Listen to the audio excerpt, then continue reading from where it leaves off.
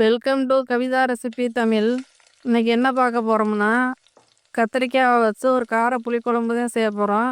இந்த கத்திரிக்காயோட உருளைக்கிழங்கு கூட போட்டு செய்யலாம், இல்லைன்னா முருங்கைக்காய், எந்த காய் வேணாலும் இது கூட சேர்த்து செய்யலாம். அந்தளவுக்கு ரொம்ப நல்லாயிருக்கும். எப்போவும் ஒரே மாதிரி செய்யாமல் இந்த மாதிரி செஞ்சு பாருங்கள், ரொம்ப நல்லாயிருக்கும். புளிக்குழம்பு காரக்குழம்புனாலுமே பசங்களுக்கு வேண்டாம் வெறுப்பாக உட்காந்து சாப்பிட்டுக்கிட்டு இருக்குங்க. நீங்கள் இந்த மாதிரி செஞ்சு கொடுக்குறப்ப ரொம்ப விருப்பப்பட்டு சாப்பிடுங்க. இது எப்படி செய்யலாங்கிறத வாங்க பார்க்கலாம்.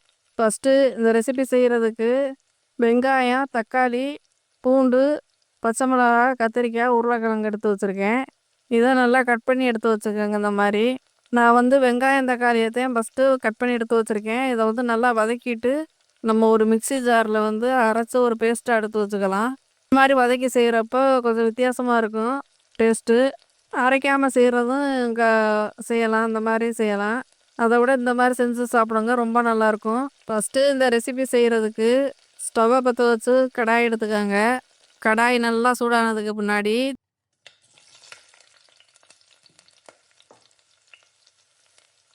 தேவைக்கேற்ற மாதிரி எண்ணெய் சேர்த்துக்கலாம். ஒரு 2-3 ஸ்பூன் சேர்த்துக்கோங்க. இந்த மாதிரி சேர்த்து எண்ணெயும் நல்லா சூடாகட்டும். சூடானதுக்கு பின்னாடி இந்த வெங்காயத்தை சேர்த்து நல்லா வதக்கிக்கோங்க. வெங்காயம் வந்து ஒரு 2 நிமிஷம், ஒரு 3 நிமிஷம் அப்படி நல்லா வதங்கட்டும்.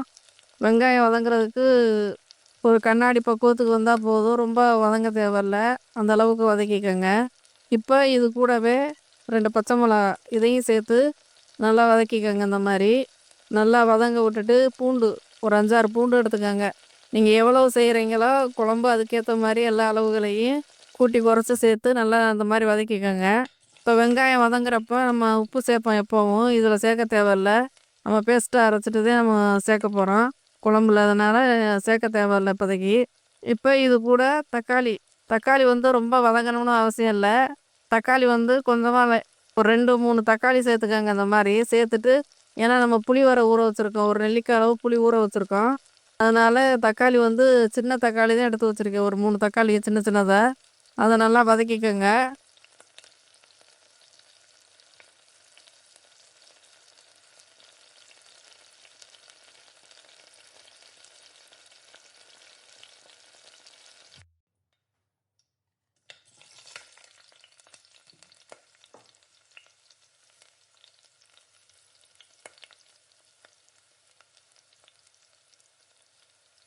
இந்த அளவுக்கு வதங்கினதுக்கு பின்னாடி ஒரு தட்டில் மாற்றி எடுத்து வச்சு ஆறட்டும். அதை வந்து மிக்சி ஜாரில் வந்து ஒரு பேஸ்ட்டாக எடுத்து வச்சுக்கலாம்.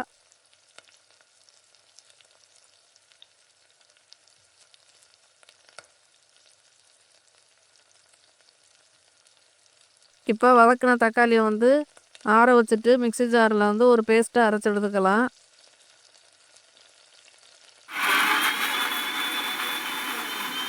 இது கூட இப்போ தாளிக்கிறதுக்கு வந்து சின்னதாக ஒரு பெரிய வெங்காயம் எடுத்து கட் பண்ணி எடுத்து வச்சுருக்கேன். இது கூடவே கருவேப்பிலை, சீரகம், சோம்பு, வெந்தயம் இதை வச்சு தான் நம்ம செய்ய போகிறோம். இப்போ அதே கடாயை நல்லா சூடு பண்ணிவிட்டு தேவைக்கேற்ற மாதிரி எண்ணெய் சேர்த்துக்கோங்க. எண்ணெய் நல்லா சூடானதுக்கு முன்னாடி கொஞ்சமாக கடுகு ஒரு 1/2 ஸ்பூனுக்கு சேர்த்துருக்கேன். இது கூடவே வெந்தயமும் அதே அளவு சேர்த்துருக்கேன். ரெண்டுமே நல்லா பொரிஞ்சு வரட்டும்.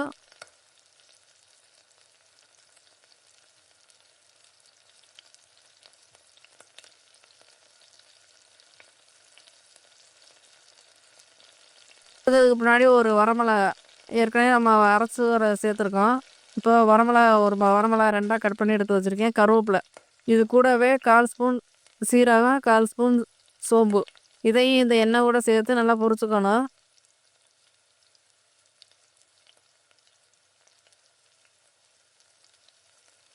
இப்போ இது கூடவே வெங்காயத்தை சேர்த்து நல்லா வதக்கிக்கோங்க. வெங்காயம் நல்லா வதங்கி வர்றப்போ கொஞ்சமாக பெருங்காயத்தூள் சேர்த்துருக்கேன். சேர்த்துட்டு நல்லா வதக்கிக்கோங்க.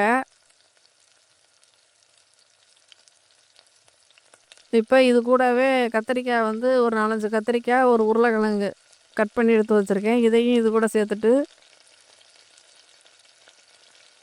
இந்த எண்ணெயிலே நல்லா வதக்கி விட்டுக்கோங்க. இதில் கொஞ்சமாக ஒரு கல் உப்பு சேர்த்துருக்கேன்.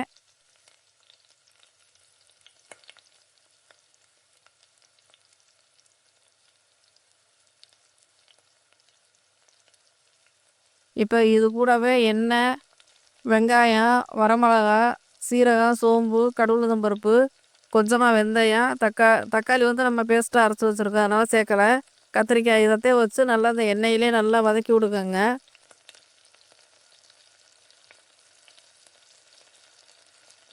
வதக்கி விட்டுட்டு ஒரு 4 நிமிஷம், ஒரு 5 நிமிஷம் அப்படி நல்லா வேகட்டும், எண்ணெயிலே நல்லா வேகட்டும். வெந்ததுக்கு பின்னாடி நம்ம கூடவே மசாலா சேர்த்துக்கலாம். கொஞ்ச நேரம் அப்படியே எண்ணெயிலே நல்லா வேகட்டும் கத்திரிக்காய். நல்லா எண்ணெயிலே வதக்கி விட்டுட்டு, இப்போ இது கூடவே வீட்டில் அரைச்சி வச்சுருக்க குழம்பு பொடி தான் சேர்க்க போகிறேன்.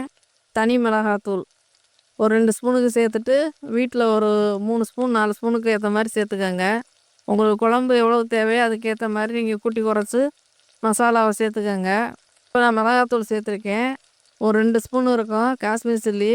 அது காரமே இருக்காது, அதனால் நான் ஒரு 2 ஸ்பூனுக்கு சேர்த்துருக்கேன். இப்போ இது கூட குழம்பு மிளகாத்தூள் ஒரு 3 ஸ்பூன் 4 ஸ்பூனுக்கு ஏற்ற மாதிரி நீங்கள் எவ்வளோ குழம்பு திக்காக வரணுமோ அதுக்கு ஏற்ற மாதிரி கூட்டி குறைச்சி சேர்த்துக்கங்க. சேர்த்து எண்ணெயிலே நல்லா வதக்கி விட்டுக்கோங்க. எண்ணெயிலே நல்லா வதக்கி விட்டுட்டு, இப்போ இது கூட புளி ஒரு நெல்லிக்காய் அளவு புளி ஊற வச்சுருக்கேன். ஏன்னா நம்ம தக்காளி வர சேர்த்துருக்கோம், புளி அதிகமாக சேர்க்கலை. இப்போ நல்லா புளியை கரைச்சிட்டு இது கூட சேர்த்துக்கோங்க. மண் தூசி ஏதாவது இருக்கா, அதனால் வடிகட்டிட்டு கூட நீங்கள் சேர்த்துக்கோங்க.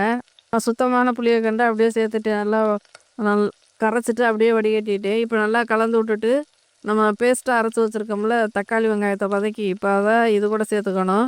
அந்த விழுதையும் சேர்த்துட்டு நல்லா கலந்து விட்டுக்கோங்க.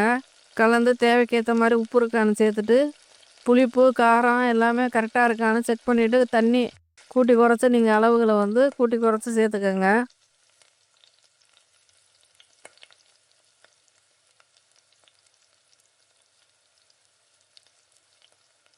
இப்போ இந்த குழம்பு வந்து நல்லா கொதிய விடணும். ஸ்டவ்வை வந்து லோ ஃப்ளேம்லேயே வச்சுட்டு ஒரு மூடி போட்டு ஒரு 10 நிமிஷம் 5 நிமிஷம் அப்படியே வேகட்டும்.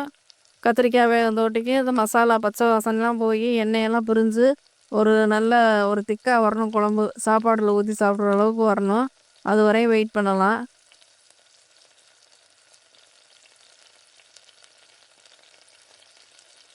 நல்லா கொதி வந்துருச்சான்னு நல்லா இடையில இந்த மாதிரி செக் பண்ணி பார்த்துக்கோங்க. கடைசியாக எண்ணெயை ஊற்றி நல்லா சூடு பண்ணதுக்கு முன்னாடி வத்தலோ வடகமோ இருந்துச்சுன்னா இந்த மாதிரி பொரித்து கடைசியாக ஊற்றிக்கங்க. இந்த குழம்பு கொஞ்சம் நல்லா வித்தியாசமாக இருக்கும். இப்போ நல்லா எண்ணெயெல்லாம் பிரிஞ்சு நல்லா வெந்திருக்கு காயெல்லாம். இப்போ ஸ்டவ்வை ஆஃப் பண்ணிக்கலாம்.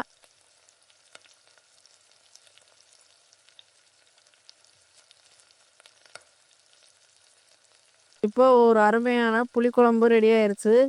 இதை வந்து ஸ்கூலுக்கு போகிற பசங்களுக்கு இந்த மாதிரி செஞ்சு ஒரு முட்டை, ஒரு பொரியலோ இல்லைன்னா அப்பளம் இந்த மாதிரி வச்சு கொடுக்குறப்ப ரொம்ப விரும்பி சாப்பிடுங்க. இந்த வீடியோ பிடிச்சிருந்தா லைக் பண்ணுங்கள், ஷேர் பண்ணுங்கள். மறக்காமல் சப்ஸ்கிரைப் பண்ணிடுங்க, ஹைப் பண்ணிடுங்க.